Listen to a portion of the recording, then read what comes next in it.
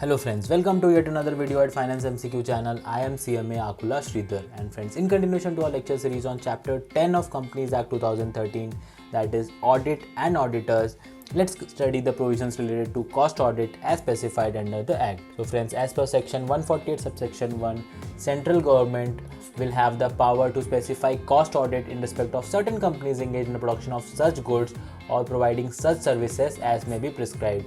And friends, central government will also have the power to direct these companies to maintain cost records pertaining to the utilization of material or labor or other items of cost as may be prescribed. And friends, these cost records will be included in the books of accounts as referred under section 128 of Companies Act 2013. Further friends, rule 3 of the company's cost records and audit rules 2014, which deals with application of cost record.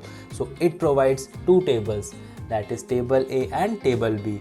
While table A are companies which are covered under regulated sectors, table B provides companies which are covered under non-regulated sectors. Friends, regulated sectors includes telecommunication services, electricity, petroleum products, drugs and pharmaceuticals, fertilizers, sugar and industrial alcohol. While friends, companies covered under non-regulated sectors includes arms and ammunition, iron and steel, cement, coffee and tea, jute and jute products, then milk products, glass, paper, insecticides, edible oil, etc. So friends, as per rule 3, both companies belonging to both the categories, that are regulated as well as non-regulated sectors, if their overall turnover exceeds 35 crores or more during the immediately preceding years, they will have to maintain cost records. And friends, these cost records are to be maintained in form CRA1 as provided under rule 5 of the company's cost records and audit rules 2014.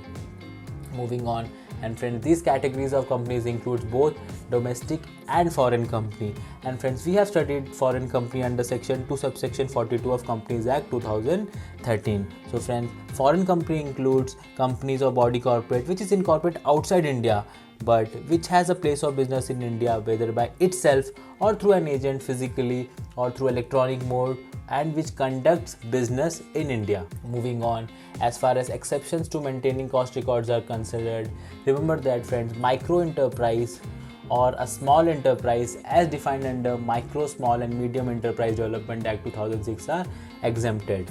But friends, here remember that only micro and small enterprise are exempted, while medium enterprise will continue to be covered under section 148. Moving on, so friends, these cost records shall be maintained on regular basis in such a manner that it should facilitate calculation of per unit cost of production or cost of operation or cost of sales and margin of each product and activities. And friends, these cost records will be maintained for every financial year on monthly, quarterly or half yearly or annual basis. And friends, these cost record will help the companies to exercise as far as possible control over these various operations and costs to achieve optimum economies in utilization of resources. So friends, when cost records are maintained, the company will be able to get to know its various cost components like direct cost and its various overheads. So friends, the company will have an advantage to know which all areas it can curtail its cost, and thus it will help the companies in increasing its revenue. Moving on, let's study the provisions related to 148 subsection 2, which deals with cost audit. So friends, remember that central government will have the power to direct cost audit in respect to class of companies which are covered under subsection 1 having net worth of such amount as may be prescribed or turnover of such amount as may be prescribed to conduct cost audit. So friends, remember that central government has not specified criteria on the basis of net worth, but it has specified criteria on the basis of turnover. Now friends, let's move on and study rule 4 of companies cost records and audit rules 2014, which deals with applicability for cost audit. So friends, as far as regulated sectors are considered, which includes 6 different type of sectors such as telecommunication sector, electricity, petroleum, pharmaceutical, fertilizers, sugar and industrial alcohol. So friends, for these sectors, if the overall turnover of the companies is equal to or more than 50 crores and the individual product and services turnover is equal to or more than 25 crores, they are liable for cost audit. And friends, for non-regulated sectors, which includes iron and steel, cement, coffee and tea, milk products, etc. If the overall turnover of the company is equal to or more than 100 crores, or the turnover of individual product or services is greater than or equal to 35 crores, they are liable for cost audit. So friends, let's take an example of a company which is engaged in production of petroleum products, and the company is producing three different types of products. First, it is producing LPG, second it is producing aviation fuel, and third it is producing diesel. So friends, suppose the turnover of LPG is 50 crores and the turnover of aviation fuel is 60 crores, while the turnover of diesel is 10 crores and the overall turnover of the companies is 120 crores.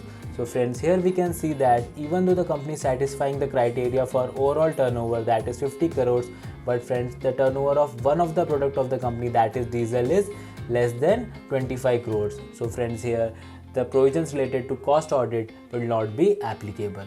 Moving on. So friends, the following companies are exempted from cost audit.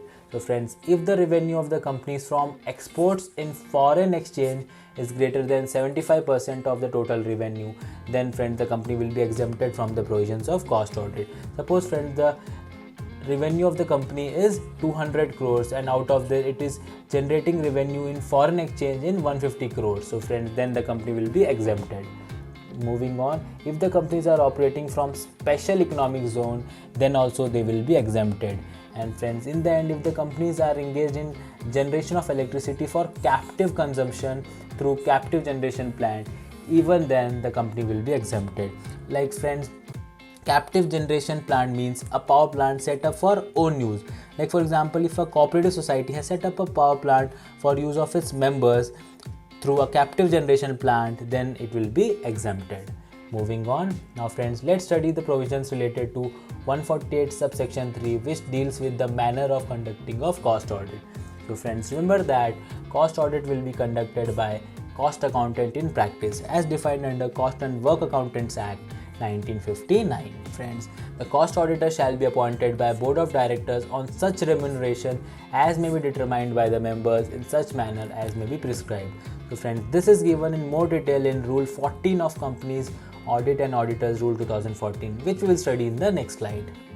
And friends, further, a person appointed under section 139 as an auditor of the company shall not be appointed for conducting the audit of cost records. So friends, the auditor appointed under section 139, that is for financial audit of the company, will not be the cost auditor, or the same person will not be appointed again as a cost auditor by the company.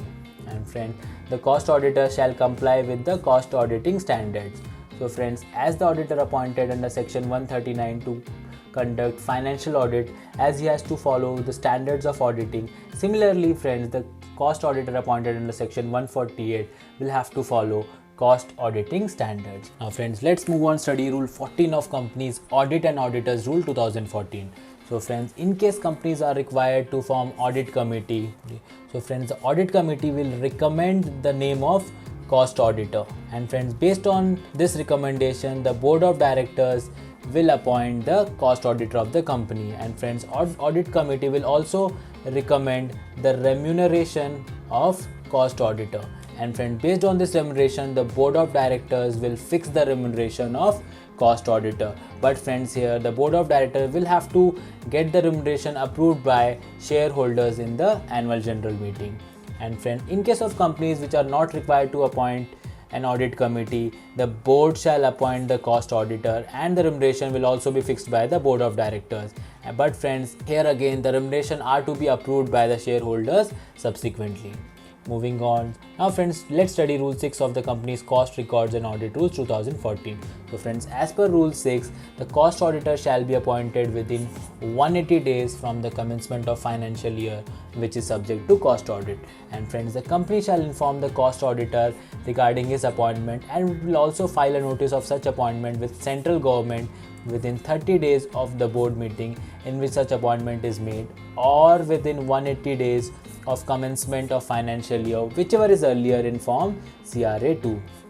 So friends, this provision is similar to the provision of financial audit, where after the appointment of the auditor, the company will intimate the registrar of companies in Form ADT 1. So friends, here the reporting is not done to Register of Companies but to central government. Moving on, cost auditor shall continue till expiry of 180 days from the closure of financial year or till he submits the cost audit report, whichever is earlier. Moving on, friends, remember that the cost auditor shall submit the cost audit report to the board of directors in the form CRA3, and the company will further submit a copy of the cost audit report within 30 days of receipt of the cost audit report to the central government, along with the full information and explanation on every resolution or qualifications made by the cost auditor in his cost audit report in form CRA4. And friends, remember that the cost auditor can be removed before expiry of his term by passing a simple board resolution after giving reasonable opportunity of being heard to cost auditor. So friends, this is different from the provisions of financial auditor, where before removal of the cost auditor, prior approval of central government is to be obtained. But here, the cost auditor can be removed by passing a board resolution only.